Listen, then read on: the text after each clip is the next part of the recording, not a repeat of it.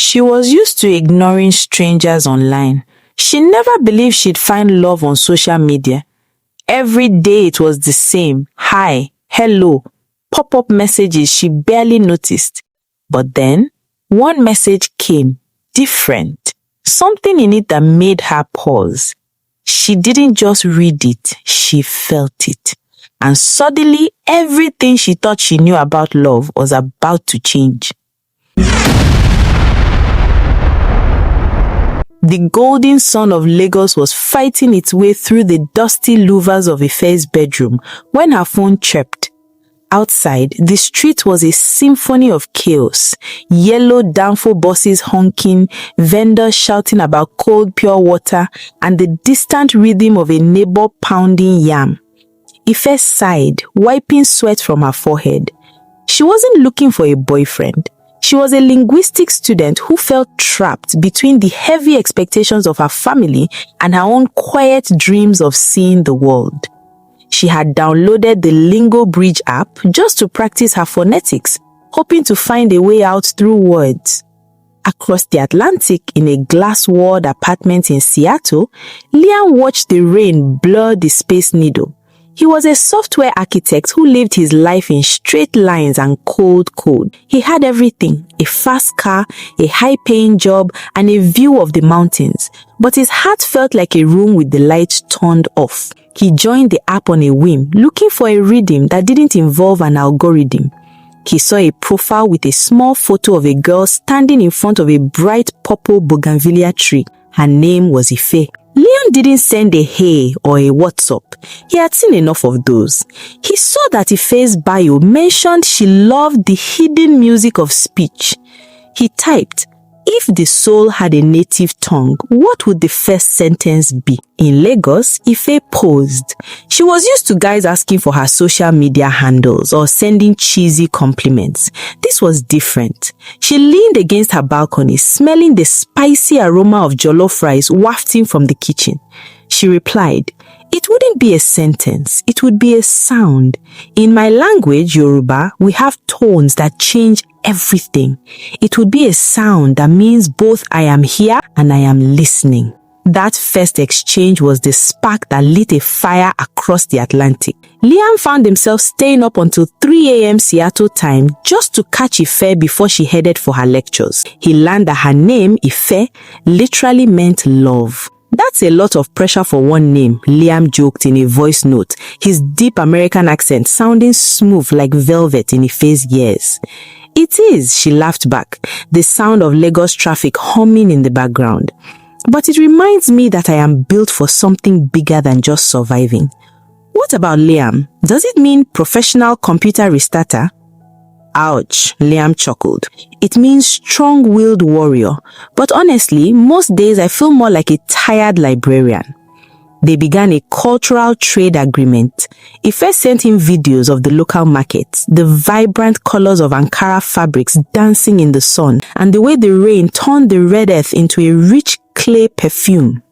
She taught him the word Owambe, the soul-shaking parties where the music is so loud you can feel it in your teeth. In return, Liam showed her the quiet majesty of the Pacific Northwest. He took his phone on hikes, showing her the moss-covered trees that looked like ancient giants and the grey, misty beaches where the water was too cold to touch. It's so quiet here, Ife whispered into her phone. In Lagos, silence is a luxury. In your videos, silence is a character. As the months passed, the Hollywood logic of Liam's life began to clash with the Nollywood drama of Ife's.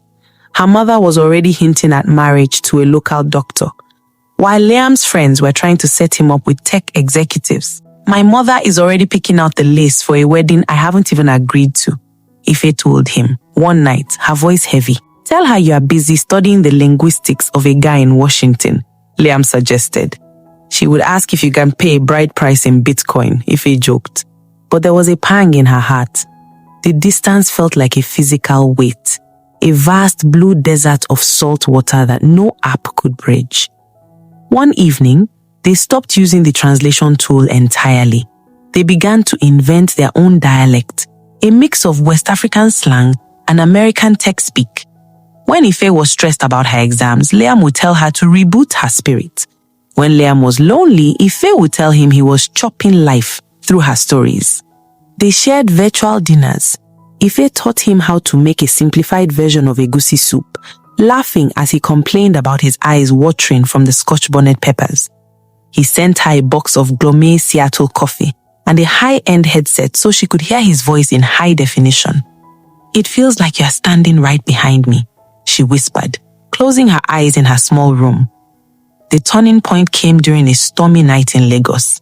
The power went out, a common occurrence, and Ife's phone was low on battery. She sat in the dark, watching the lightning illuminate the palm trees. She felt a sudden sharp fear that Liam was just a ghost made of pixels. "Liam," she recorded, her voice trembling. "What if we are just two people in love with a dream? What if the reality of us is impossible?" Liam didn't reply with a text. He called her. The international roaming charges were astronomical, but he didn't care. "Ife," he said, his voice firm and steady. "Dreams are just blueprints for things we haven't built yet. I'm not a ghost. I'm a warrior, remember? And warriors find a way." Liam started a secret project. He wasn't just coding for work anymore. He was researching visas, flights, and the logistics of a trans-continental move. He realized that his glass apartment felt like a cage. He wanted the noise. He wanted the red earth. He wanted the girl who found music in the sound of a tea kettle. He didn't tell her his plan. He wanted it to be the ultimate cinematic moment. He coordinated with one of Ife's cousins, a girl named Titi, who he had tracked down on social media. Titi was thrilled. She loved a good romance more than anyone. "White boy Liam, you better be ready. Lagos is not for the faint of heart," Titi messaged him. The plan was set for December, during the height of Christmas celebrations in Nigeria. Ife was feeling particularly low. Liam had been busy with a big project and wasn't replying as fast as usual. She felt the distance stretching, the cold Pacific mist drifting into her warm Lagos world. "I think he's moving on," she told Titi as they walked through a crowded mall in Lekki. "Oh, please," Titi said, hiding a smirk. "Look at that man over there. He looks like he's lost. Maybe he's a tourist." Ife looked toward the fountain. A tall man was standing there, wearing a linen shirt and looking completely overwhelmed by the heat and the crowd. He was holding a small hand-painted sign. The sign didn't have a name on it. It had a single word in Yoruba, Mumore. "I am grateful." Ife's heart did a somersault. She knew that handwriting. She had seen it on the digital sketches he sent her. She pushed through the crowd, her breath coming in short gasps. The man turned around. It was Liam. He looked more real than any movie star she had ever seen. He was sweating, his face was red from the sun, and he looked absolutely terrified and deeply in love. "You came," Ife breathed, stopping a few feet away from him. "I told you," Liam said, his voice cracking. "Warriors find a way. And I really, really wanted to see that bougainvillea tree in person." The mall, the noise, the shoppers, it all faded into a blur. Liam reached out and took her hand. It wasn't a digital connection anymore. It was skin on skin, heat on heat. He pulled her into a hug that felt like the end of a very long war. Their first date wasn't at a fancy restaurant. Liam wanted the full experience. They sat at a local spot, eating spicy suya under the stars while a high-life band played in the distance. "It's louder than I thought," Liam admitted, wiping pepper from his lips. "It's the rhythm of life," Ife said, leaning against him. "Can you translate it yet?" Liam looked at her, the neon light of Lagos reflecting in his eyes. "I don't need to translate it. I just need to feel it with you." The next few weeks were a whirlwind. Liam met Ife's family. Her mother was skeptical at first, but when Liam insisted on learning how to properly greet the elders and showed a genuine love for her cooking, she began to soften. "He has a good spirit," she whispered to Ife, "even if he is as pale as a ghost." Liam and Ife traveled from the beaches of Takwa Bay to the hills of the north. They were a Nollywood meets Hollywood production in real time, the tech guy and the linguist rewriting the script of their lives. But as the end of Liam's trip approached, the old fear returned. "I have to go back to Seattle," Liam said one night as they sat on the beach. "My life is there, my job is there." Ife looked at the dark ocean. "And my life is here, my family is here." The found in translation magic felt fragile again. They were two people from two different worlds, and the worlds were pulling them back. "What if we don't choose one world?" Liam suggested. "What if we build a new one?" He explained his plan. His company was moving to a fully remote model. He could work from anywhere. And Ife had been accepted into a master's program in international relations with a scholarship to a university in Washington.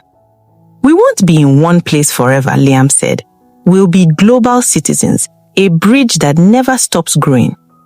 On the night before his flight, Liam took Ife to a quiet spot overlooking the city lights. He didn't get down on one knee, not yet.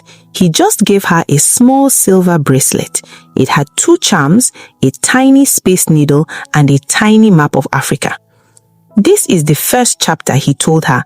"The next one starts when you land in Seattle next month." Ife looked at the bracelet and then at the man who had crossed an ocean for a word.